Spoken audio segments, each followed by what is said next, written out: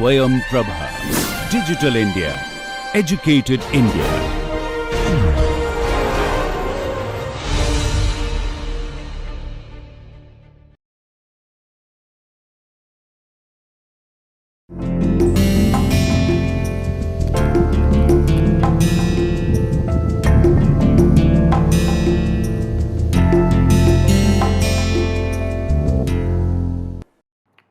नमस्कार।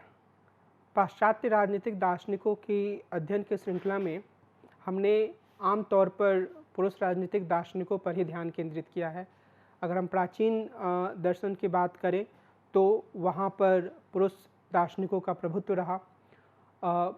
मध्ययुगीन दौर में या फिर प्राचीन से मध्य युग की तरफ आते हुए हम जिन दार्शनिकों की बात करते हैं वहाँ भी पुरुष दार्शनिकों की ही प्रधानता रही।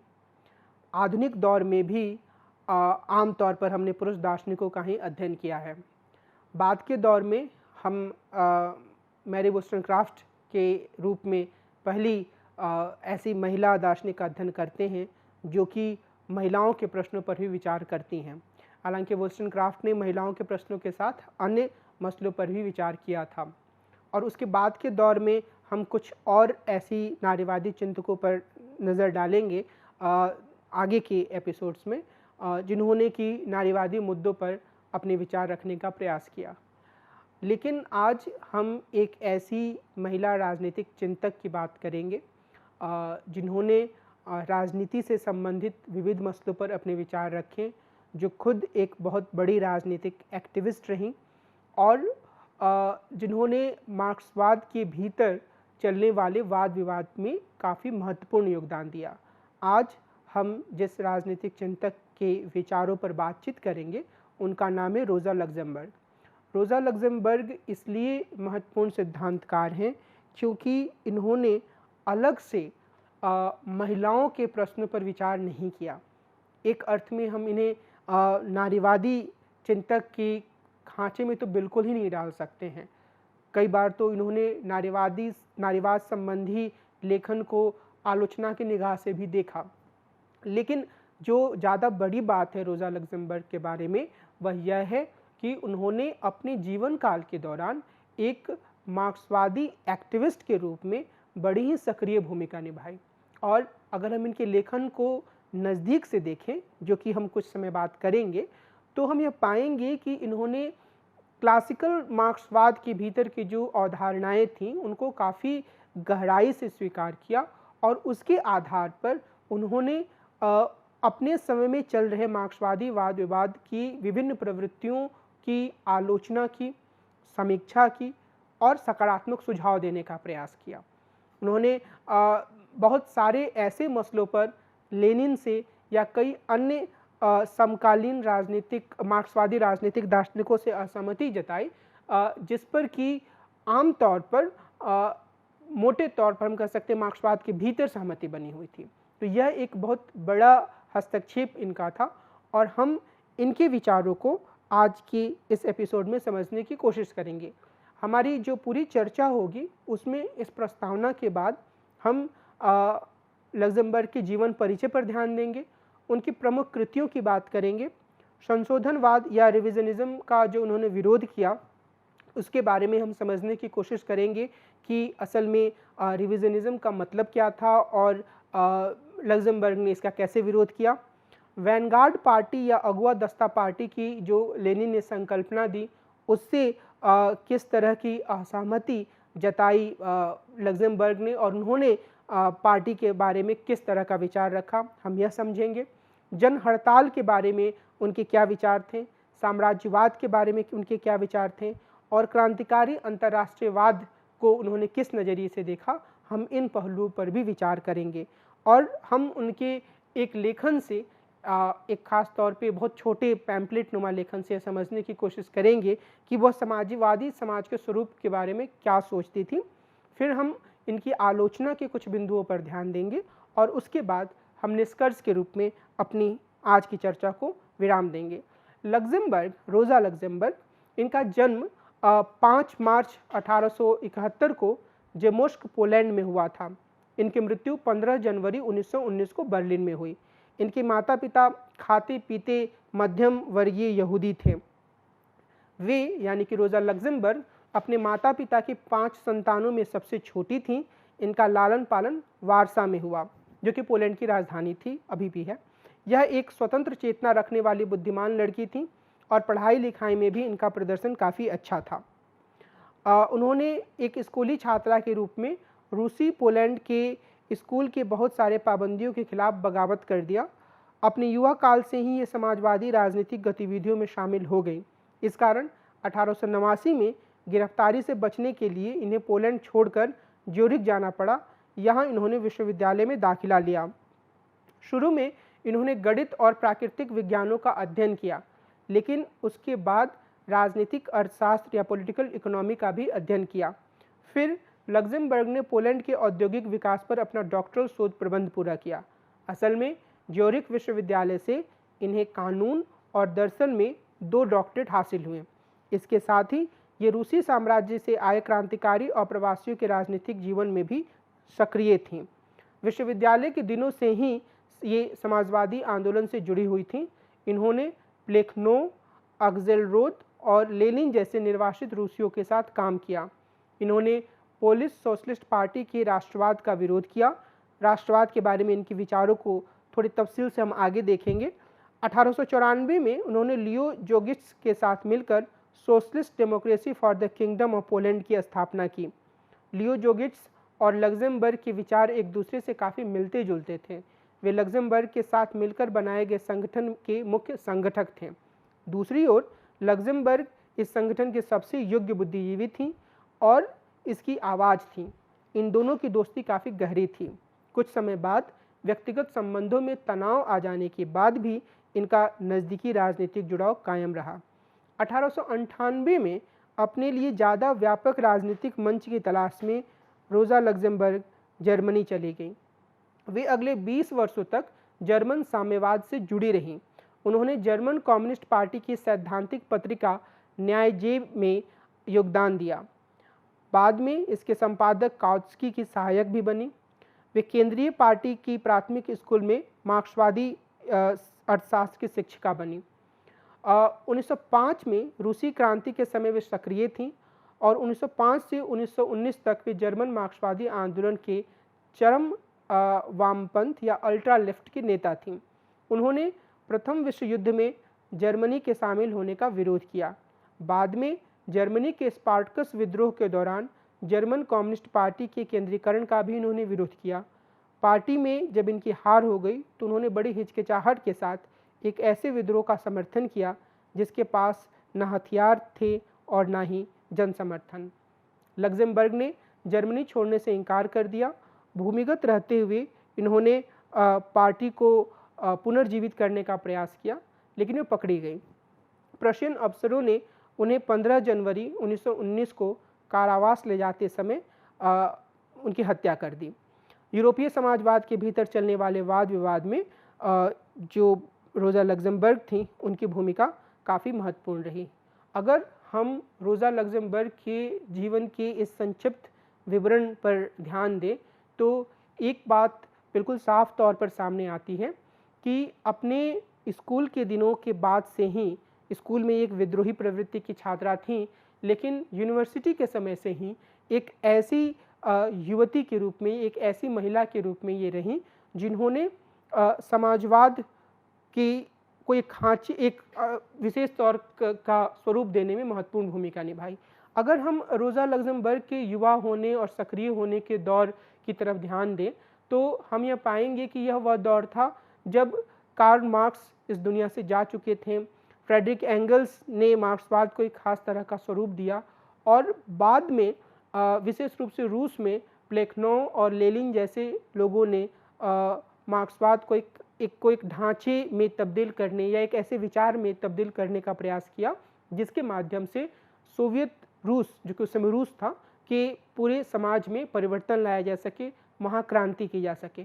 तो यह वह दौर था जहां मार्क्सवाद को लेकर अलग अलग समाजों में विभिन्न युवाओं के बीच में एक उत्साह था और उसे एक खास तरीके से प्रयोग करने, उसके विभिन्न अस्पष्ट पहलुओं को ज़्यादा साफगोई से समझने की कोशिश हो रही थी और उसमें जो सोवियत यूनियन जो बाद में बना, जो उस समय रूस था, उसके क्रांतिकारियों ने महत्वपूर्ण भूमिका निभाई और उसी पूरे वाद विवाद में जो लग्जमबर्ग थी वह भी शामिल रहीं और उन्होंने कई स्तरों पर अपने विचारों को रखा।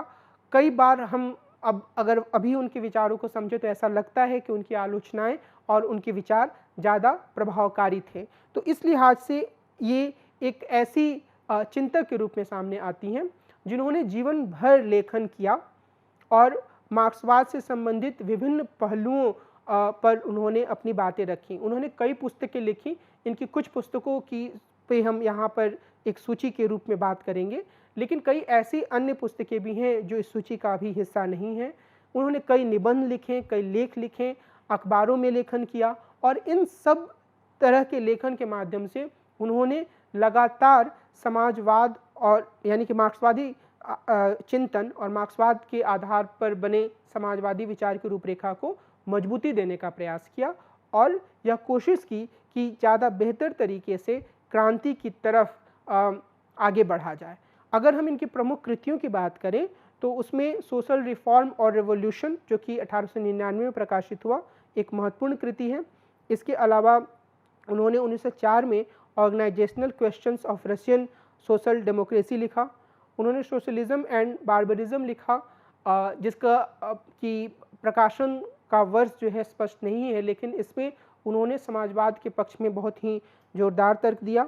1906 में उन्होंने mass strike, political party and trade union शीर्षक से पुस्तक लिखी। फिर 1913 में उन्होंने द एक्युमुलेशन ऑफ कैपिटल शीर्षक से पुस्तक लिखी और 14-18 के बीच में जब वो जेल में थी तो उन्होंने द रशियन रेवोल्यूशन पुस्तक की रचना की जो बाद में प्रकाशित हुई उनके जेल से निकलने के बाद। अब और इनकी जैसे मैंने पहले कहा कि कई ऐसी पुस्तकें हैं और कई ऐसे लेखन हैं जो इस सूची में सम्मिलित नहीं हैं, लेकिन हम अगर इनके लेखन पर गौर करें तो हम ये पाएंगे कि इन्होंने अपने समय पर चलने वाले वाद विवादों में काफ़ी गहरी दखलंदाजी की, गहरे स्तर पर उसमें हस्तक्षेप किया और अपने विचारों को बहुत ही परिष्कृत तरीके से प्रस्तुत किया। मिसाल के तौर पर मार्क्सवाद में संशोधनवाद या रिविजनिज्म संबंधी वाद विवाद होने पर उन्होंने अपनी कृति सोशल रिफॉर्म और रिवोल्यूशन में बहुत मजबूती और स्पष्टता से अपना पक्ष रखा और यह माना जाता है कि शायद संशोधनवाद की सबसे अच्छी आलोचना रोज़ा लग्जमबर्ग के लेखन में ही है। अब अगर हम इस शब्द संशोधनवाद या रिविजनिज्म पर ध्यान दें तो कुछ बातें हमारे मन में साफ हो जानी चाहिए।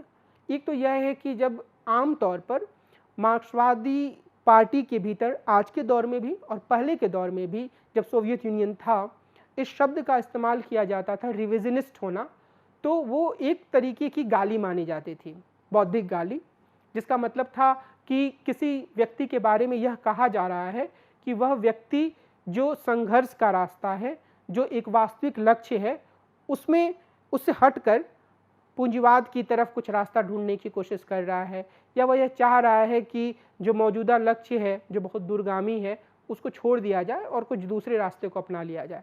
तो और कई बार इसका बहुत ही नकारात्मक तरीके से प्रयोग किया गया।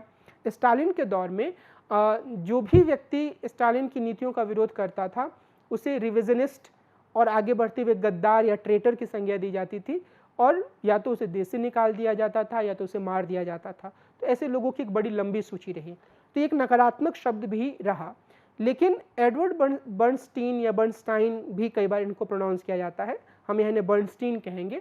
एडवर्ड बर्नस्टीन ने, जो कि 1850 से 1932 तक इस दुनिया में रहे, जब उन्होंने अपनी पुस्तक रेवोल्यूशनरी सोशलिज्म में इस विचार को रखा तो एक तरीके से उन्होंने इसे एक सकारात्मक विचार के रूप में रखने की कोशिश की। अब इसमें जो मुख्य बात थी वह यह थी कि जो पूंजीवाद है वह अपने आप में इतना सुधारकारी है, सुधारात्मक है कि उसके भीतर ही अगर मजदूर वर्ग ट्रेड यूनियनों के माध्यम से अपनी मांगों को रखें, गोलबंदी करें, तो उनकी मांगें मानी जा सकती हैं। पूंजीवाद के भीतर ही सुधार हो सकता है और धीरे धीरे धीरे धीरे करके एक ऐसी स्थिति आ सकती है जिसमें कि हम समाजवादी लक्ष्य को हासिल कर लें। इसलिए बर्नस्टीन का यह तर्क सामने आया कि इस बात पर जो कार्ल मार्क्स और फ्रेडरिक एंगल्स जोर देते हैं कि पूंजीवाद के भीतर बहुत गहरे स्तर पर शोषण होगा या शोषण होता है, उस शोषण के कारण समाज दो भागों में बंट जाता है और आखिरकार एक ऐसी स्थिति आती है कि जो मजदूर वर्ग होता है उसके पास और कोई विकल्प नहीं होता है सिवाय क्रांति करने के। तो इस तरह का जो पूरी रूपरेखा है, बर्नस्टीन ने उस पर सवालिया निशान लगाया और उन्होंने यह कहा कि जो मुख्य ध्यान होना चाहिए इस तरह की क्रांति की तरफ या पूरी व्यवस्था को खत्म करके नई व्यवस्था को बनाने की तरफ नहीं होना चाहिए, बल्कि ज़्यादा ध्यान इस बात पर दिया जाना चाहिए कि कैसे पूंजीवाद के भीतर श्रमिकों के लिए बेहतर से बेहतर सुविधाएं हासिल की जा सके और उस दिशा में आगे बढ़ा जा सके जिसमें धीरे धीरे करके क्रमिक रूप से एक समाजवादी राज्य या समाजवादी समाज की स्थापना हो सके। लक्ज़मबर्ग ने बहुत ही व्यवस्थित तरीके से इनके तर्कों की आलोचना की। उन्होंने कहा कि यह सच है कि पूंजीवाद टिका हुआ है, लेकिन उन्होंने कहा कि इसके संकट और अंतर्विरोध खत्म नहीं हुए हैं, इसके भीतर एक तरह का अपना एक कॉन्ट्रडिक्शन बन रहा है और अगर बर्नस्टीन की तरह तर्क दिया जाए तो एक तरीके से मार्क्सवाद का मूल तत्व ही खत्म हो जाएगा, क्योंकि अगर जैसा कि बर्नस्टीन कहते हैं पूंजीवाद के भीतर अपने विरोधाभासों को समायोजित करने की क्षमता है, अगर पूंजीवाद ही मजदूरों के साथ न्याय कर सकता है, अगर पूंजीवाद से गुजरते हुए बड़े ही आराम से बिना किसी विद्रोह के बिना किसी क्रांति के हम समाजवाद तक पहुंच सकते हैं, तो रोज़ा लक्ज़मबर्ग कहती हैं कि फिर मार्क्सवाद की तो कोई आवश्यकता नहीं रह जाएगी। और इससे यानी कि बर्नस्टीन के विचारों से मार्क्सवाद का जो वस्तुनिष्ठ आधार है वह खत्म हो जाता है और वह एक अमूर्त नैतिक यूटोपिया में बदल जाता है। नैतिक यूटोपिया का मतलब एक ऐसा विचार जो कि सुनने में जिस पर कि विचार करने में बड़ा ही अच्छा लगता है, पर वह इस दुनिया की वास्तविक धरातल पर नहीं लाया जा सकता। तो उन्होंने बर्नस्टीन के विचारों को कटघरे में खड़ा करते हुए कहा कि असल में बर्नस्टीन के ये सारे विचार मार्क्सवाद की जो वस्तुनिष्ठ आधार है उससे उसको वंचित करते हैं, मार्क्सवाद का जो एक बुनियादी लक्ष्य है उससे उसको वंचित करते हैं, और जब वह इन सब चीज़ों से वंचित हो जाएगा तो वह मात्र सिर्फ एक यूटोपिया ही रह जाएगा। लक्ज़मबर्ग ने 3 बुनियादी आधारों पर रिविजनिज्म को नकारा। रिविजनिज्म को नकारते हुए उन्होंने पहला तर्क यह दिया कि जो ट्रेड यूनियनें होती हैं वह ढांचागत परिवर्तन करने में असमर्थ होती हैं, और आप इस बात को याद रख सकते हैं क्योंकि पीछे हमने इसकी चर्चा की है कि कार्ल मार्क्स, फ्रेडरिक एंगल्स और लेनिन सबने ट्रेड यूनियनों की भूमिका की आलोचना की। विशेष रूप से लेनिन ने और बाद में ग्राम्सी ने भी इस बात पर जोर दिया कि ट्रेड यूनियनों से हम कोई किसी गहरे बदलाव की उम्मीद नहीं कर सकते हैं, क्योंकि ये जो ट्रेड यूनियन होते हैं वो अपने छोटे छोटे लक्ष्यों पर ही ज़्यादातर ध्यान देते हैं। तो मज़दूरों का ट्रेड यूनियन अगर किसी कारखाने में होता है तो वह इस बात पर ध्यान देता है कि मज़दूरों के काम के घंटे सही रहें, उनके वेतन में थोड़ी वृद्धि हो जाए, उनके साथ जो छोटी छोटी स्तर की नाइंसाफ़ियाँ हो रही है कारखाने के भीतर वो ठीक हो जाए। लेकिन व्यापक स्तर पर जो बुनियादी सामाजिक आर्थिक बदलाव करने की ज़रूरत है पूरे ढांचे में, पूरे स्ट्रक्चर में, वो करने में ये यूनियन नाकाम रहते हैं। तो ये एक ऐसी आलोचना है जो मार्क्सवाद के भीतर काफ़ी गहरे समय तक से मौजूद थी और खुद इनके लेखन के बाद यानी कि लक्ज़मबर्ग की मृत्यु के बाद ग्राम्सी जैसे लेखकों ने भी इसे स्वीकार किया और कई अन्य मार्क्सवादी चिंतकों ने भी स्वीकार किया। वही तर्क लक्ज़मबर्ग भी दोहराती हैं कि जो ट्रेड यूनियन होते हैं वो ढांचागत परिवर्तन करने में असमर्थ होते हैं। दूसरा, मजदूर सामाजिक सुधारों के जरिए समाज पर नियंत्रण हासिल नहीं कर सकता है, यानी कि अगर कुछ छोटे मोटे सुधार मिल जाते हैं और उससे हम यह कल्पना करें कि पूरे समाज पर श्रमिकों का नियंत्रण हो जाएगा तो यह बस एक कोरी कल्पना है। और इस लिहाज से अगर हम कहें तो रोज़ा लक्ज़मबर्ग का विचार कुछ हद तक ऐसे अन्य सुधारवादियों के विचारों से भी टकराता है। मिसाल के तौर पर ग्राम्सी भी एक स्तर पर काउंटर हेजेमनी जब तैयार करने की बात करते हैं तो उनके विचारों की एक व्याख्या यह भी सामने आती है। लक्ज़मबर्ग ऐसे हर विचार का विरोध करती हैं और उनका कहना है कि जो सुधार होते हैं वो छोटे छोटे क्रमिक चीज़ों के मिलने के रूप में होते हैं और उसके कारण से हम यह नहीं कह सकते हैं कि समाज का जो बुनियादी अंतर्विरोध है, जो बुनियादी शोषण की स्थिति है, वह खत्म हो जाती है। और इसलिए यह कल्पना करना सही नहीं है, जैसा कि बर्नस्टीन कर रहे थे, कि धीरे-धीरे सुधार होगा और एक ऐसी स्थिति आएगी जहाँ पर मजदूर वर्ग समाजवादी समाज को स्थापित करने में कामयाब हो जाएगा। तीसरे स्तर पर इन्होंने यानी कि लक्ज़मबर्ग ने इस बात पर जोर दिया कि पूंजीपति वर्ग अपना शासन शुल्क संरक्षण और साम्यवाद के सहारे ही मजबूत कर रहा है।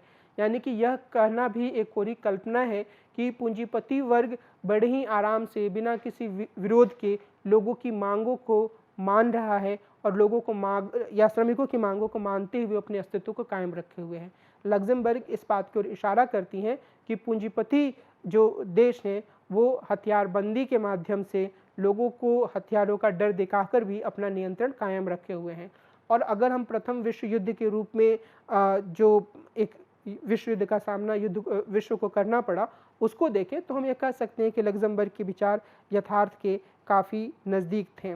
और लक्ज़मबर्ग इस बात पर जोर देती हैं कि श्रमिक आंदोलनों को ट्रेड यूनियन और संसदीय गतिविधि द्वारा सुधारों के लिए संघर्ष करना चाहिए। ये अपने आप में गलत बात नहीं है, लेकिन यह उत्पादन की पूंजीवादी संबंधों को खत्म करने के लिए नाकाफ़ी होता है।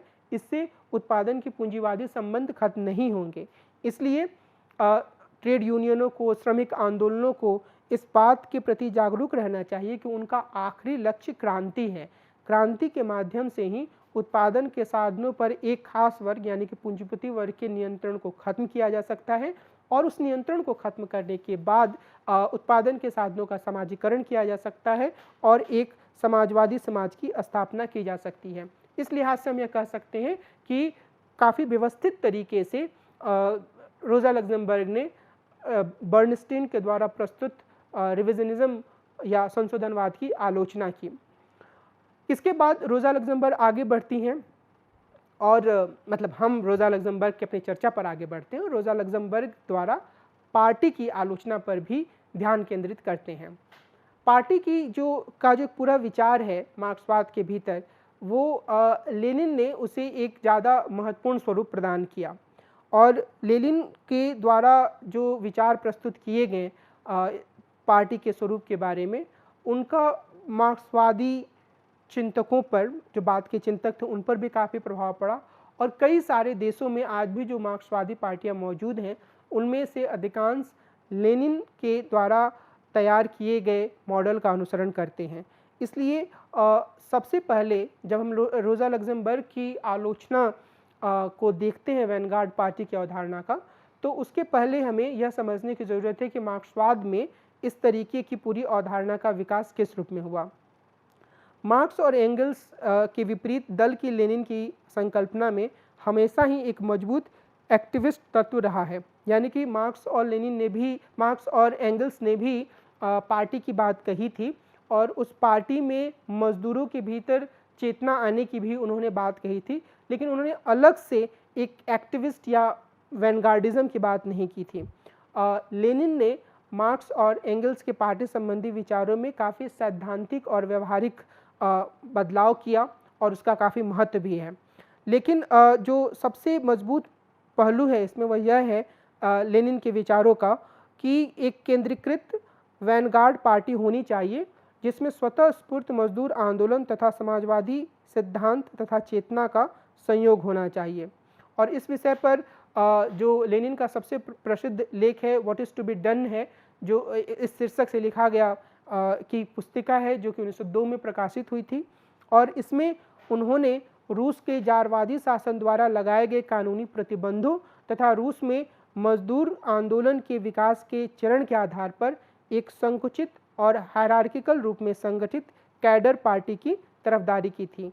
लेनिन ने भी ट्रेड यूनियनवाद की आलोचना की रोज़ा लक्ज़मबर्ग की तरह, क्योंकि इसके लक्ष्य सीमित होते हैं और उन्होंने ट्रेड यूनियन चेतना और सामाजिक लोकतांत्रिक चेतना के बीच में अंतर किया और उन्होंने यह कहा कि मजदूर ट्रेड यूनियन चेतना को स्वतः स्फूर्त यानी कि स्पॉन्टेनियस तरीके से हासिल कर लेते हैं, लेकिन यह पार्टी का काम है कि वह मजदूरों के भीतर सामाजिक लोकतांत्रिक चेतना का विकास करे। यानी कि मज़दूर जो होते हैं वो यह महसूस कर लेते हैं कि रोज़-रोज़ के जीवन में जहाँ वो काम कर रहे हैं, वहाँ उनके हित क्या हैं। लेकिन व्यापक स्तर पर जो चीज़ें समाज में चल रही हैं, उनकी समझ बनाना, उनके प्रति एक आलोचनात्मक रुख का विकास करना और उसे एक राजनीतिक दिशा देना, यह सारा का सारा पार्टी का काम है। और इस संदर्भ में लेनिन ने लोकतांत्रिक केंद्रवाद या डेमोक्रेटिक सेंट्रलिज्म पर आधारित एक जन पार्टी या पीपल्स पार्टी का समर्थन किया।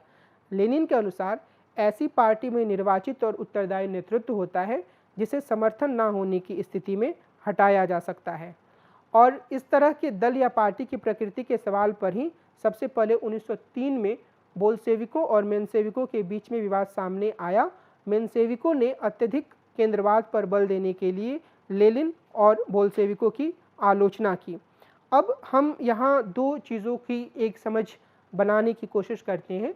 एक तो ये कि जब लेनिन वैनगार्डिज्म की बात करते हैं तो इसका क्या मतलब है। इसका सीधा सा मतलब यह है कि प्रशिक्षित कार्यकर्ताओं का या एक्टिविस्टों का एक ऐसा समूह पार्टी की अग्रपंक्ति में होगा जिसके भीतर राजनीतिक चेतना ज़्यादा होगी, वह राजनीतिक मुद्दों की जटिलता को ज़्यादा बेहतर से समझेगा और फिर इसका यह काम होगा कि वह पार्टी से जुड़े अन्य लोगों का, श्रमिकों का राजनीतिक शिक्षण करें। दूसरी बात है कि अगर हम लोकतांत्रिक केंद्रवाद की बात करते हैं तो इसका अर्थ यह है कि लोकतांत्रिक तरीके से नीचे से प्रतिनिधि चुने जाएंगे।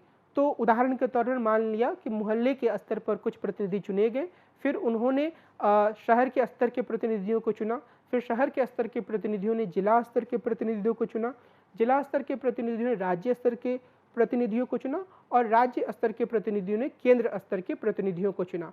तो लोकतांत्रिक तरीके से ये चुनाव हुआ, उसमें जो केंद्र स्तर के प्रतिनिधि होंगे, फिर जो ऊपर से वो निर्णय लेंगे उसे नीचे के सभी लोगों को मानना होगा, क्योंकि जो ये सभी इस बात को मानते हैं कि उन्होंने अपने प्रतिनिधियों के माध्यम से आखिरी फैसला लेने की शक्ति सबसे ऊपर के चरण को दे दी है, जिसे कम्युनिस्ट पार्टी में पॉलिट ब्यूरो कहा जाता है। तो इस लिहाज से लोकतांत्रिक केंद्रवाद एक अनुशासनबद्ध पार्टी की अवधारणा को प्रस्तुत करती है। तो लेनिन का जो यह पूरा विचार था, रोज़ा लग्जेमबर्ग ने इसकी आलोचना की। 1904 में लग्जेमबर्ग ने organisational questions of Russian social democracy शीर्षक से किताब लिखी। इसके द्वारा उन्होंने लेनिन और मेंशेविक्स के बीच चलने वाले वाद विवाद में हस्तक्षेप किया। उन्होंने एक सख्त अनुशासनित वैनगार्ड पार्टी या अगुआ दस्ता पार्टी की संकल्पना देने के लिए लेनिन की आलोचना की। लग्जेमबर्ग का यह मानना है कि लेनिन जिस तरीके से पार्टी के बारे में अपने विचारों को प्रस्तुत कर रहे हैं, असल में वह श्रमिक वर्ग को संरक्षण में रखने वाला विचार है। और अपनी इस पुस्तक में उन्होंने जो बातें लिखी वे बाद की किताबों में भी उनके विचारों की विशेषता बनी रही। उन्होंने मजदूरों के स्वतंत्र पहल और आत्मगतिविधि, अपने अनुभवों और गलतियों से सीखने की उनकी क्षमता पर जोर दिया। वे मानती थी कि इन्हीं बुनियादी बातों के अनुसार काम करने वाले एक ज़्यादा व्यापक आधार वाले लोकतांत्रिक संगठन की आवश्यकता है। इस लिहाज से हम यह कह सकते हैं कि जो एक बुनियादी विचारधारा लग्जेमबर्ग ने पार्टी की प्रस्तुत की, वह काफ़ी हद तक खुद मार्क्स और एंगल्स के द्वारा प्रस्तुत विचारों के करीब थी। यानी कि वो ट्रेड यूनियनवाद की सीमाओं को रेखांकित करती हैं, लेकिन इसके बाद जब वो पार्टी के विचार को प्रस्तुत करती हैं तो उनका यह मानना है कि बजाय इसके कि कुछ ऐसे प्रशिक्षित लोग हों जो बाकी लोगों को राजनीतिक रूप से प्रशिक्षित करें, उससे ज़्यादा बेहतर यह होगा कि खुद लोग अपने यानी कि श्रमिक अपने जीवन की परिस्थितियों के बारे में विचार विमर्श करें, उनकी समझ कायम करें और उस समझ के आधार पर वे अपनी पार्टी की नीतियों में एक तरह का हस्तक्षेप करें। तो वो इस बात के सख्त खिलाफ है कि कुछ लोग जो हैं वो वैनगार्ड की भूमिका में रहें, क्योंकि उनका यह मानना है कि यह वैनगार्डिज्म जो है वह असल में श्रमिकों पर नियंत्रण का एक रूप हो सकता है और इसके माध्यम से जो श्रमिकों की स्वतंत्र चेतना है उसका विकास नहीं होगा, बल्कि होगा यह कि खास तरीके के सोच रखने वाले जो लोग वैनगार्ड के रूप में हैं वही लोग बाकी श्रमिकों को एक खास स्वरूप में ढालेंगे। और अगर हम बाद की गतिविधियों को देखें, बाद के डेवलपमेंट्स को देखें और हम यह ध्यान दें कि सोवियत यूनियन की कम्युनिस्ट पार्टी का क्या हाल हुआ, तो हम यह पाएंगे कि लग्जमबर्ग की जो ये बहुत ही बुनियादी आलोचना थी, जहाँ पर उन्होंने श्रमिकों की चेतना के स्वतः स्फूर्त आपसी संवाद से विकास, आपसी समझ से विकास पर जोर दिया था, वह एक मजबूत आलोचना बनकर सामने आती है उस कम्युनिस्ट पार्टी की जो बाद में विकसित हुई। वो कैसे हुआ, हम सब इस बात की जानकारी हम सबको होगी, ऐसे मुझे उम्मीद है कि स्टालिन के दौर में और कुछ हद तक लेनिन के दौर में भी एक ऐसी स्थिति बनी communist party of Soviet union के भीतर, जहां असहमति की हर आवाज़ को दबाने की कोशिश की गई और जो मुख्य जिसे पार्टी लाइन कहा गया उसे पॉलिट ब्यूरो के द्वारा ऊपरी स्तर पर तय कर दिया जाता था और बाकी लोगों को डेमोक्रेटिक सेंट्रलिज्म के सिद्धांत के अनुसार उस सारी समझ को स्वीकार करना था। और इससे एक ऐसी स्थिति बनी जिससे कि पार्टी पर कुछ लोगों का और आखिरकार एक व्यक्ति का नियंत्रण हो गया और बाकी सारे के सारे जो श्रमिक वर्ग के लोग थे वो उसके अनुपालक बन गए, वो उसके आदेशों को आंख मूंद कर मानने वाले बन गए और उनके पास इसके अलावा कोई ऑप्शन या कोई विकल्प भी नहीं था। तो लग्जमबर्ग की जो ये आलोचना है वह काफ़ी ही गूढ़ और काफ़ी ही महत्वपूर्ण आलोचना मानी जा सकती है। और इन्हीं वर्षों के दौरान जब उन्होंने लेनिन की पार्टी संबंधी विचारों की आलोचना की, तो उनकी कई अन्य मुद्दों पर भी लेनिन से असहमति हुई। लग्जमबर्ग ने दमन के हर स्रोत की आलोचना की और उन्होंने इस श्रेणी में राष्ट्र को भी रखा। यहाँ यह बहुत ही महत्वपूर्ण विचार है और आगे जब हम अंतर्राष्ट्रीयतावाद की बात करेंगे तो एक बार फिर से इस पर ध्यान देंगे। लेकिन जो मुख्य बात है वह यह कि लग्जमबर्ग यह मानती थी कि समाज में जो शोषण के कई आधार हैं और यानी कि उसमें सबसे बुनियादी आधार आर्थिक आधार है, लेकिन अन्य कई ऐसे विचार के रूप में ढांचे खड़े किए गए हैं जो इस तरह के शोषण को बहता देते हैं या वो खुद शोषण का स्रोत हैं। और इस रूप में उन्होंने राष्ट्र की अवधारणा का विरोध किया।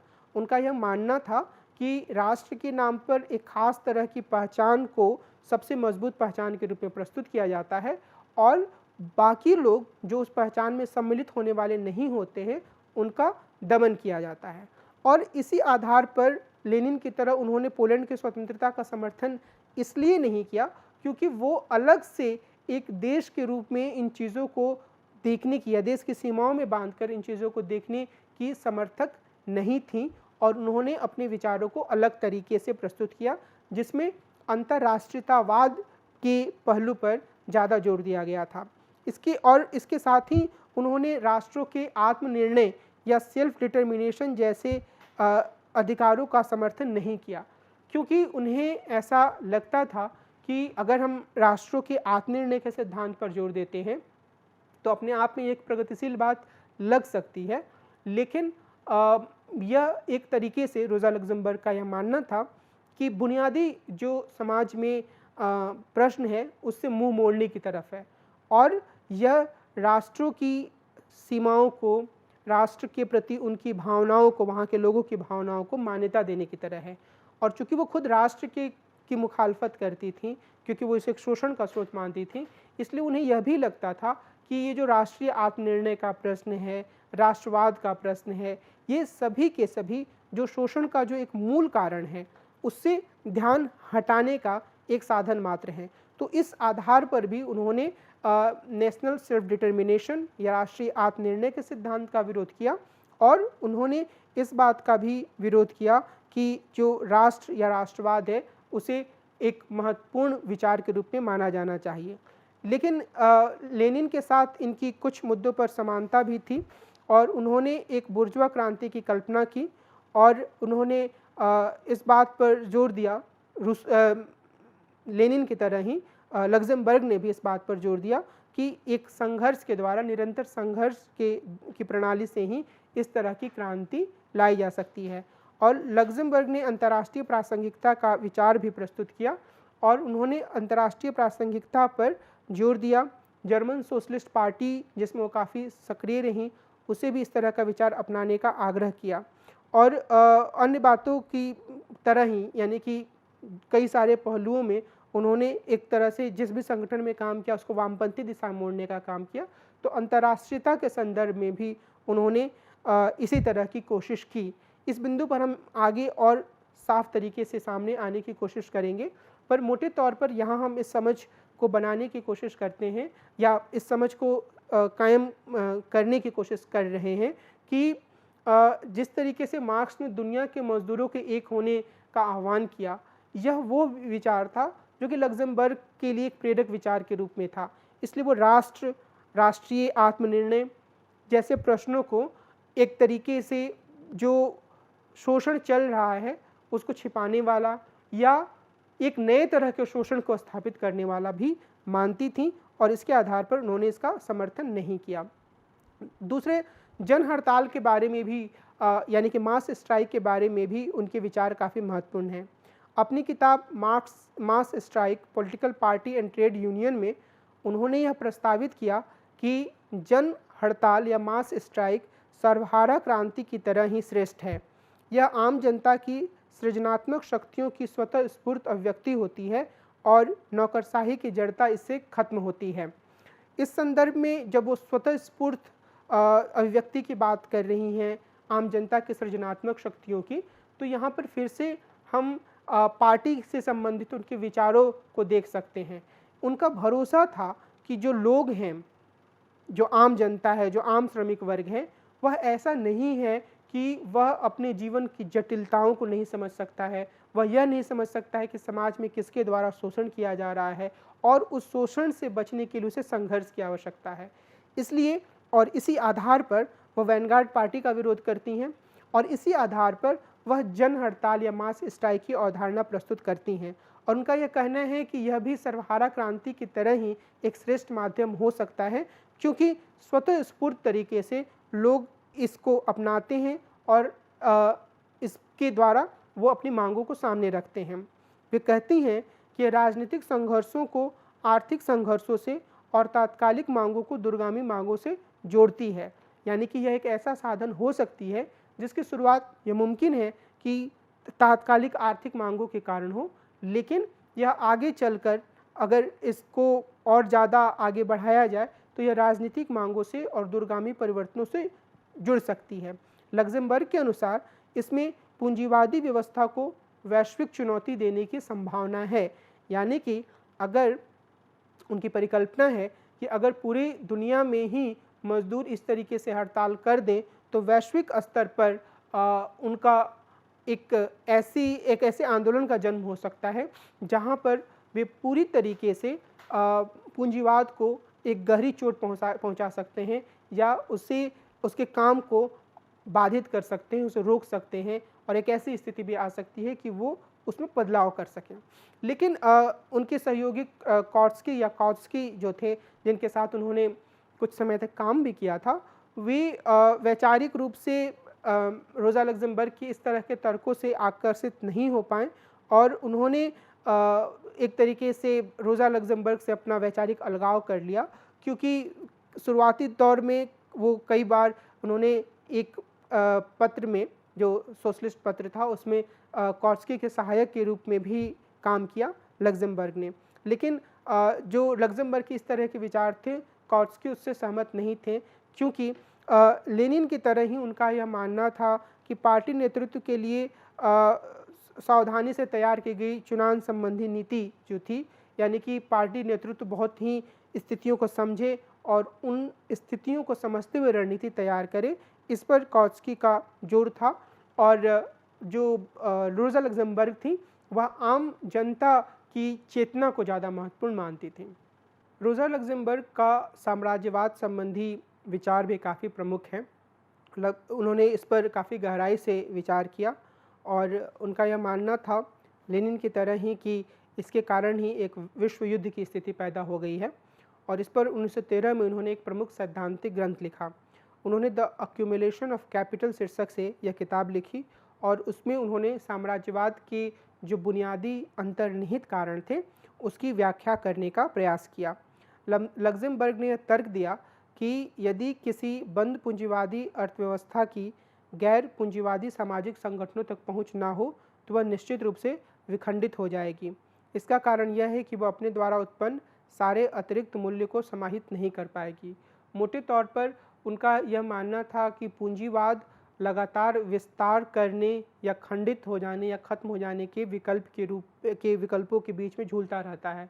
तो अगर पूंजीवाद का विस्तार नहीं होगा तो उसके सामने अपने अस्तित्व को बचाने का संकट पैदा हो जाएगा। इस लिहाज से ही जब यह स्थिति पैदा हुई पूंजीवाद के भीतर, तो उसने अपना विस्तार करने के लिए, अपने जो सरप्लस वैल्यूज़ हैं उनको और ज़्यादा बढ़ावा देने के लिए उसको नए जगहों पर निवेश करने की कोशिश की। फिर उससे जो उसके उत्पादन होते थे उन्हें बेचने के लिए भी उसे नए बाज़ार की ज़रूरत पड़ती थी। तो इन सब चीज़ों ने इस बात को अवसंभावी या आवश्यक या अनिवार्य बना दिया कि पूंजीवाद एक बंद समाज या सिर्फ एक देश तक सीमित ना रहे, बल्कि उसका विस्तार अन्य देशों तक भी हो। और इसी आधार पर वे यह कहते हैं कि साम्राज्यवाद जो है वो पूंजीवादी राज्यों के बीच एक प्रतियोगी संघर्ष है। यानी कि जो पूंजीवादी देश हैं उन्हें गैर पूंजीवादी राज्यों के बाजार, वहाँ के प्राकृतिक संसाधनों तक अपनी पहुँच सुनिश्चित करनी है, क्योंकि ऐसा करके ही वे अपना विस्तार कर सकते हैं। और लग्जमबर्ग ये मानती है कि उनका विस्तार करना पूंजीवाद के लिए, पूंजीवाद के अस्तित्व के लिए बुनियादी एक शर्त है। अगर वो पूंजीवाद विस्तार नहीं करता है तो खत्म हो जाएगा। और लग्जमबर्ग ये कहती हैं कि इस विस्तार के प्रतियोगी संघर्ष में वे यानी कि पूंजीवादी राज्य सिर्फ गैर पूंजीवादी वातावरण पर कब्जा करने के लिए होड़ नहीं करते हैं, बल्कि उसे बर्बाद भी करते हैं। बर्बाद इस अर्थ में कि वे उसके प्राकृतिक संसाधनों का बहुत ज़्यादा दोहन करते हैं, और इस अर्थ में भी कि वे वहाँ के लोगों की जीवन शैली को अपने तरह की वस्तुओं से भर देते हैं। तो एक तरीके से उस गैर पूंजीवादी समाज बर्बादी के कगार पर पहुँच जाता है। और वे यह भी मानती हैं कि इससे पूंजीवादी संबंधों में सार्वभौमिक प्रभुत्व बढ़ता है और इससे इसके विघटन को अनिवार्य बना देता है। और एक तरीके से अगर हम रोज़ा लग्जमबर्ग की पूरी थीसिस पर ध्यान दें, जहाँ पर वो पूंजीवाद को एक देश तक सीमित परिघटना नहीं मानती हैं, तो उनके लिए अपने आप में यह क्रांति के कदम की ओर बढ़ने जैसा है। यानी कि अगर पूंजीवाद साम्राज्यवाद के माध्यम से एक पूंजीवादी देश से बाहर निकलकर अन्य देशों में जाता है, तो ऐसी स्थिति में जो अन्य देश हैं वो भी पूंजीवाद के शोषण के दायरे में आते हैं, और जो एक श्रमिक वर्ग और पूंजीपति वर्ग के बीच का तनाव है वो वैश्विक स्तर पर बढ़ता है। और वो यह मानती हैं कि इससे पूंजीवाद के विघटन की भी संभावनाएं बनती हैं।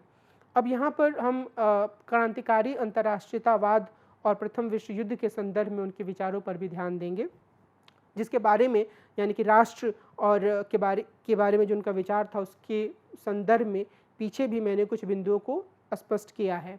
लग्जमबर्ग ने जर्मनी में प्रथम विश्व युद्ध के विरोध का नेतृत्व किया। वे नहीं चाहते थे कि जर्मनी प्रथम विश्व युद्ध में सम्मिलित हों। क्रांतिकारी अंतर्राष्ट्रीयतावाद का बौद्धिक मानक धारण करने वाले लोगों ने स्पार्टकस लीग में एकत्र होकर प्रथम विश्व युद्ध का विरोध किया। लग्जमबर्ग ने जूनियस पैम्फलेट और अपने अन्य लेखन द्वारा सोशल डेमोक्रेसी द्वारा अपनाए गए देशभक्तिपूर्ण रवैये की आलोचना की और इसे विश्वासघात की संज्ञा दी। और यानी कि वो ये उनका ये मानना नहीं था कि देशभक्ति के नाम पर, देश के हित के नाम पर जर्मनी भी प्रथम विश्व युद्ध में शामिल हो जाए, क्योंकि वो यह मानती थी कि इस तरीके के युद्ध में देशभक्ति जैसी कोई चीज़ मायने नहीं रखती है। जो चीज़ मायने रखती है वह यह कि पूंजीपतियों का हित किसमें सत्ता है, और पूंजीपतियों का हित विश्व युद्ध की तरफ आगे बढ़ रहा था। तो इसी कारण से उनका यह मानना था कि इस युद्ध में शामिल होने की जो सरकार फैसला कर रही है वह गलत है। और युद्ध के दौरान वे अधिकांश समय रोज़ा लग्जमबर्ग अधिकांश समय जेल में रहीं, और उन्होंने जेल के भीतर ही द रशियन रिवॉल्यूशन शीर्षक से किताब लिखी। इसमें उन्होंने लेनिन, ट्रॉट्स्की और बेल्शेविकों के प्रति अपनी एकजुटता अभिव्यक्त की और समाजवादी क्रांति लाने की उनकी कोशिशों के प्रति समर्थन व्यक्त किया। लेकिन इसके बावजूद वे उनकी भूमि संबंधी और राष्ट्रवादी नीति से असंतुष्ट रहीं।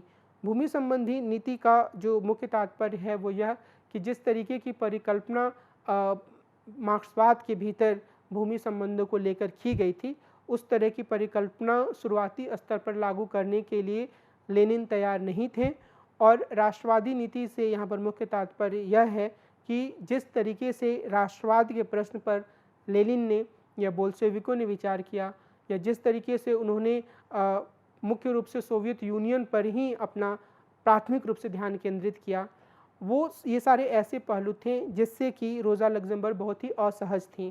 और उनका यह मानना था कि जो राष्ट्रवादी नीति है वह मार्क्सवादी विचार के अनुरूप नहीं है, बल्कि यह मार्क्सवादी विचार से उल्टी दिशा में जाने की बात है। और वे यह मानती थीं सबसे बढ़कर कि जो समाजवादी लोकतंत्र में कटौती हुई है क्रांति के बाद के दौर में सोवियत यूनियन में, वह भी सही नहीं है। और उन्हें सबसे ज़्यादा निराशा इस बात से हुई थी कि बोल्शेविक पार्टी के या communist party of Soviet union के नेताओं ने, जिसमें लेनिन भी शामिल थे, इसे एक वर्च्यू के रूप में या सद्गुण के रूप में पेश करना शुरू कर दिया था। सद्गुण इस रूप में कि उन्हें यह लगता था कि इसके माध्यम से वे बहुत ही बेहतर तरीके से या ज़्यादा अच्छे तरीके से अपनी पार्टी को संगठित कर रहे हैं और अनुशासनबद्ध तरीके से एक लक्ष्य की ओर आगे बढ़ रहे हैं। लेकिन पार्टी की इस अवधारणा से लग्जमबर्ग की असहमति थी, जिसके बारे में हमने पीछे विचार किया है। और लग्जमबर्ग ये देख पा रही थी कि जो बोल्शेविक पार्टी है उसके भीतर किस तरीके से लोकतांत्रिक चेतना का लगातार ह्रास हो रहा है, उसमें लगातार कमी आ रही है, और जो निर्णय लेने की शक्ति है, जो फैसला को लागू करने की शक्ति है, वो सभी एक कुछ लोगों के हाथों में सिमटती जा रही है। और आलोचना को बर्दाश्त करने के लिए कम्युनिस्ट पार्टी के नेता तैयार नहीं हैं, बल्कि वो आलोचकों को संदेह की दृष्टि से देख रहे हैं। और इनके जीवन के बाद, लग्जमबर्ग के जीवन के बाद के दौर की जो स्थिति बनी, उसमें हम सब इस बात से वाकिफ़ हैं कि किस तरीके से स्टालिन के दौर में सीधे तौर पर आलोचकों को गद्दार या बहुत ही नकारात्मक तरीके से रिविजनिस्ट या संशोधनवादी की संज्ञा दी जाने लगी। तो इस लिहाज से इन्हें काफ़ी निराशा भी थी बोल्शेविक क्रांति से। रोज़ा लग्जमबर्ग ने समाजवादी समाज के स्वरूप के बारे में भी अपने विचार रखे। अपनी रचना what is Spartacus League want, जो 1918 में प्रकाशित हुई थी, उसमें उन्होंने समाजवादी क्रांति के संदर्भ में निम्नलिखित कदम उठाने पर बल दिया: सारे रजवाड़ों की समाप्ति, संयुक्त जर्मन समाजवादी गणतंत्र की स्थापना, सभी पार्लियामेंटों और नगरपालिकाओं को भंग किया जाना तथा मजदूरों और फौजियों की परिषदों की स्थापना, तीसरे स्तर पर सभी वयस्क व्यक्तियों द्वारा सारे जर्मनी में मजदूर परिषदों की स्थापना, चौथा, मजदूरों और फौजियों की केंद्रीय परिषदों के लिए समूचे देश में मजदूरों और फौजी प्रतिनिधियों का चुनाव, केंद्रीय परिषद उच्चतम वैधानिक और कार्यकारी संस्था के रूप में कार्यकारिणी परिषद का चुनाव करेगी, पांचवा, कार्यकारिणी परिषद पर लगातार नियंत्रण रखना, मजदूरों और फौजियों की परिषदों के बीच संबंध गहरे करना, उनके और सरकार के बीच संबंध मजबूत करना, वापस बुलाने का अधिकार देना तथा उनकी जगह नए प्रतिनिधि भेजना। और ये जो पूरे विचार थे, इसमें जो सबसे महत्वपूर्ण बात है वह यह है कि वे चाहती हैं कि जो प्रतिनिधि हों उन्हें वापस बुलाने का अधिकार भी लोगों को दिया जाए। एक स्तर पर हम यह कह सकते हैं कि जिस तरीके से लेनिन ने पूरी व्यवस्था को संगठित करने के लिए एक मॉडल दिया था, वैसी ही कुछ व्यवस्था यह लग्जमबर्ग के द्वारा भी दी जा रही है। लेकिन लग्जमबर्ग इस बात को लेकर काफ़ी सजग हैं कि लोगों के पास अपने प्रतिनिधियों को वापस बुलाने का भी अधिकार हो, और लोगों की जो ये प्रतिनिधि हैं या खुद जो लोग हैं उनके बीच में संवाद हमेशा रहे, बजाय इसके कि ऊपर से कुछ निर्णय लिया जाए और वह नीचे फेंक दिया जाए कि चलो अब इसको हर किसी को मानना है। लग्जमबर्ग इस बात को, इस तर्क को स्वीकार नहीं करती हैं, और इसके स्थान पर उनका एक जो पूरा मॉडल है उसमें संवाद पर, लोगों के वास्तविक अधिकारों पर जोर दिया गया है। तो इस लिहाज से वह काफ़ी हद तक जो पुरानी एक लेनिन के द्वारा जो व्यवस्था दी जा रही है उससे अलग है। दूसरा, ये इसमें यह भी चाहती हैं कि जो लिंग के आधार पर एक समानता की स्थिति हो। यह भी अपने आप में एक क्रांतिकारी बात थी, क्योंकि वो चाहती हैं कि स्त्रियों और पुरुषों को बराबरी का अधिकार मिले शासन व्यवस्था में, या सरकारी नीतियों के स्तर पर। तो ये जो एक उन्होंने वर्णन किया एक ख़ास संदर्भ में, उससे समाजवादी राज्य के प्रति उनके विचारों को के बारे में एक समझ बनती है। बहरहाल अगर हम रोज़ा लग्ज़मबर्ग के विचारों के इन तमाम पहलुओं के बाद अगर उनकी तरफ हम एक आलोचनात्मक दृष्टि से विचार करने की कोशिश करें, उनके लेखन के बारे में हम आलोचनात्मक नज़र डालें, तो कुछ ख़ास बिंदु हमारे सामने साफ तौर पर सामने आते हैं। जो पहली बात है वह यह है कि कई बार रोज़ा लग्ज़मबर्ग को राजनीतिक भाग्यवाद या पॉलिटिकल फैटलिज़म की संज्ञा दी जाती है। इसका क्या मतलब है? इसका मतलब यह है कि उन्होंने पूंजीवाद के अनिवार्य विघटन का सिद्धांत पेश किया और उन्होंने आम लोगों की स्वतः स्फूर्तता में बहुत ज़्यादा आस्था जताई। तो अगर वो यह कहती हैं कि चूँकि पूंजीवादी व्यवस्था शोषण पर आधारित है और यह लोगों के जीवन के मूल्यों का ह्रास करती है, तो इसका विघटन होना है, तो यह अपने आप में एक आदर्श वाक्य की तरह सामने आता है। आलोचकों का यह मानना है कि यह सोचना भी अपने आप में थोड़ा अजीब है कि मज़दूर वर्गों के भीतर, मज़दूर वर्ग या श्रमिक वर्ग के सदस्यों के भीतर खुद ब खुद समय के साथ एक चेतना आएगी जब वो अपने रोज़-रोज़ की समस्याओं को देखेंगे, आपस में संवाद करेंगे तो जिस लिहाज से उन्होंने पार्टी की, लेनिन की अवधारणा को प्रश्नांकित किया, उसी लिहाज से या उसी दृष्टिकोण से उल्टे विपरीत रूप में रोज़ा लग्ज़मबर्ग के विचारों पर प्रश्न चिन्ह खड़ा किया जाता है।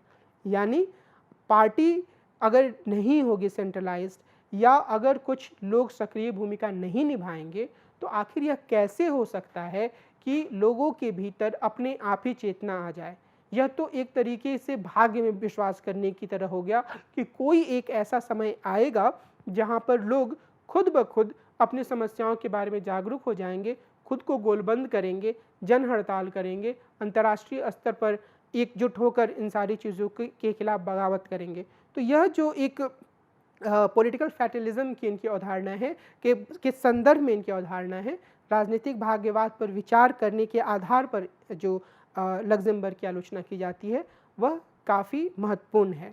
दूसरा, इन्होंने नारीवादी मूल्यों पर जोर नहीं दिया, बल्कि इन्हें नारीवादी मूल्यों से या नारीवाद के प्रति यानी कि स्त्रियों के अधिकारों के प्रति विशेष जागरूकता से एक तरह का परहेज़ भी था और ये अपने व्यक्तिगत जीवन में तुलनात्मक रूप से कंज़र्वेटिव या रूढ़िवादी मानी जाती थीं।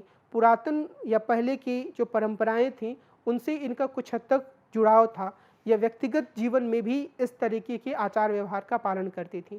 तो इन्होंने अलग से स्त्रियों के अधिकारों के मुद्दों पर ना तो गहराई से बातचीत की, ना उन मुद्दों पर गहराई से बात करने वालों की तरफ ये विशेष रूप से आकर्षित हुई। निश्चित रूप से इन्होंने जो एक समाजवादी व्यवस्था का स्वरूप प्रस्तुत किया, उसमें स्त्रियों को भी पुरुषों के बराबर अधिकार देने की बात कही, जो अपने आप में एक अच्छा कदम माना जा सकता है। लेकिन कभी भी इन्होंने अपने लेखन में पुरुष और स्त्री के बीच में असमानता के प्रश्न पर विचार नहीं किया और ना ही इन्होंने उस तरह के लेखन की बहुत तरफदारी की जिसमें इन सारे पहलुओं पर विचार किया जाता था। तीसरे स्तर पर हम यह कह सकते हैं कि राष्ट्रवाद की जो आलोचना प्रस्तुत की गई लग्ज़मबर्ग के द्वारा, उसमें कुछ हद तक सच्चाई है। कई मामलों में जो राष्ट्र का विचार होता है वह भी शोषण का एक साधन बन जाता है। हम अपने वर्तमान दौर के परिवेश में भी इसको देख सकते हैं, जहाँ पर राष्ट्रवाद के नाम पर कई सारे महत्वपूर्ण मुद्दों को पीछे ढकेलने का काम किया जाता है कि जो प्रमुख मुद्दा है वो राष्ट्र है, राष्ट्रवाद है। तो इस लिहाज से इनकी आलोचना कुछ हद तक सही है, लेकिन यह भी सच्चाई है कि कई मौक़ों पर राष्ट्रवाद ने एक ऐसी भावना का काम किया है जिसने एक निश्चित भू क्षेत्र में फैले लोगों के बीच में एकता लाने का काम किया है और ऐसे लोगों के बीच में एकता लाने का काम किया है जो कि हाशिए पर पड़े गरीब समुदाय हैं। और इसके माध्यम से, राष्ट्रवाद के माध्यम से कई बार आर्थिक मुक्ति के सवाल भी सामने आए हैं। कई बार उपनिवेशीकरण के खिलाफ बगावत की स्थिति या विद्रोह की स्थिति या संघर्ष की स्थिति भी पैदा हुई है। और इस संदर्भ में अगर हम ज़्यादा दूर ना जाना चाहें तो हम अपने देश यानी हिंदुस्तान के आज़ादी के संघर्ष को ही देख सकते हैं, जिसमें राष्ट्रवाद के विचार ने लोगों को आपस में जोड़ने में बड़ी ही महत्वपूर्ण भूमिका निभाई। इस लिहाज से यह कहा जा सकता है कि राष्ट्रवाद की को पूरी तरीके से खारिज करने का जो रोज़ा लग्जमबर्ग का विचार था वह सही नहीं था। तीसरे स्तर पर राष्ट्रवाद से आगे बढ़ते हुए जब वो अंतर्राष्ट्रीयतावाद को एक आदर्श के रूप में प्रस्तुत करती हैं और उन्हें यह लगता है कि एक ऐसी स्थिति आ सकती है जहां पूरे विश्व के मजदूर जन हड़ताल करेंगे, जन हड़ताल करते हुए पूंजीवाद को ठप कर देंगे और पूंजीवाद से आगे की एक व्यवस्था की ओर बढ़ जाएंगे, तो यह अपने आप में एक यूटोपियाई ख्याल लगता है। यूटोपियाई ख्याल इसलिए क्योंकि दुनिया के तमाम देशों में और देशों के भीतर भी कई तरह की विविधताएं हैं। लोगों की रुझान, लोगों की स्थिति को समझने के नज़रिए और खुद लोगों की अपनी स्थिति में इतना अंतर है कि यह नहीं कहा जा सकता कि एक कोई ऐसा समय आ सकता है जब सभी लोग एक ही तरह से अंतर्राष्ट्रीयतावाद के विचार में आस्था रखें। तो यह काफ़ी हद तक एक यूटोपियाई ख्याल लगता है। लेकिन हमें यह मानना चाहिए रोज़ा लग्जमबर्ग के संदर्भ में कि वह मानती थीं कि पूंजीवाद के विघटन का सिद्धांत सर्वहारा के सामने विकल्प प्रस्तुत करता है। एक ओर यह प्रतिक्रिया, युद्ध और आखिरकार बर्बादी और बर्बरता के बारे में बताता है और दूसरी ओर कहता है कि समाजवाद का रास्ता है। तो इस लिहाज से वो कहती हैं कि मानवता के सामने यही दो विकल्प है, या तो वो समाजवाद की ओर आगे बढ़े या फिर वो संकट, प्रतिक्रिया, युद्ध और बर्बादी के रास्ते पर आगे बढ़े। इसलिए वे यह कहती हैं रोज़ा लग्जमबर्ग कि समाजवाद के लिए संघर्ष आवश्यक है और इसे तत्काल शुरू किए जाने की आवश्यकता है। इस संघर्ष का सत्व या एसेंस श्रमिक वर्ग की स्वतः स्फूर्तता और आत्ममुक्ति की कोशिशें हैं। लग्जमबर्ग एक क्रांतिकारी मार्क्सवाद के रूप में लोकतंत्र और स्वतंत्रता के प्रति पूरी तरह वचनबद्ध रहीं और उन्होंने इस संदर्भ में लेनिन की, बोल्शेविक पार्टी की भी काफ़ी आलोचना की। इसलिए जब हम उनकी आलोचनाएं करते हैं तो हमें इस पहलू पर खास तौर पर ध्यान देना चाहिए। दूसरा, जो उनकी आलोचनाएं थीं उन्हें हम उदारवाद, सुधारवाद या अराजकतावाद की संज्ञा नहीं दे सकते हैं। उन्होंने अपनी आलोचनाओं के माध्यम से जब वो लोगों की स्वतंत्रता की बात कर रही थी, लोकतंत्र की बात कर रही थी, तो वो खुद को उदारवादी नहीं बना रही थी या वो ये नहीं चाह रही थी कि एक तरह का सुधारवाद आए, क्योंकि खुद उन्होंने रिविजनिज्म की आलोचना की और ना ही वो ये चाहती थी कि पूरी तरीके से एक अराजकतावादी स्थिति आ जाए।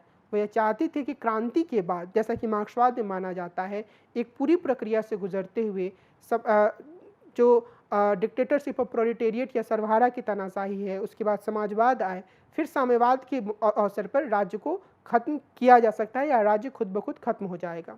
तो वो एक ऐसी मार्क्सवादी चिंतक रहीं जिन्होंने मार्क्सवाद के दायरे में मार्क्सवाद से जुड़े हुए गहन प्रश्नों पर विचार किया और इस बात पर जोर देने की कोशिश की कि एक ऐसा मजदूर या श्रमिक आंदोलन ही मुक्ति का रास्ता तय कर सकता है जो अपने संवाद के माध्यम से अपने लिए रास्ता चुने, जिसमें लोकतंत्र का महत्व हो और जो राष्ट्र राज्य की सीमाओं से परे अंतर्राष्ट्रीयतावाद के रास्ते पर आगे बढ़ते हुए जन हड़ताल और क्रांति के संघर्ष के रास्ते पर चले, और ऐसा करने पर ही मजदूरों या श्रमिकों की मुक्ति हो सकती है।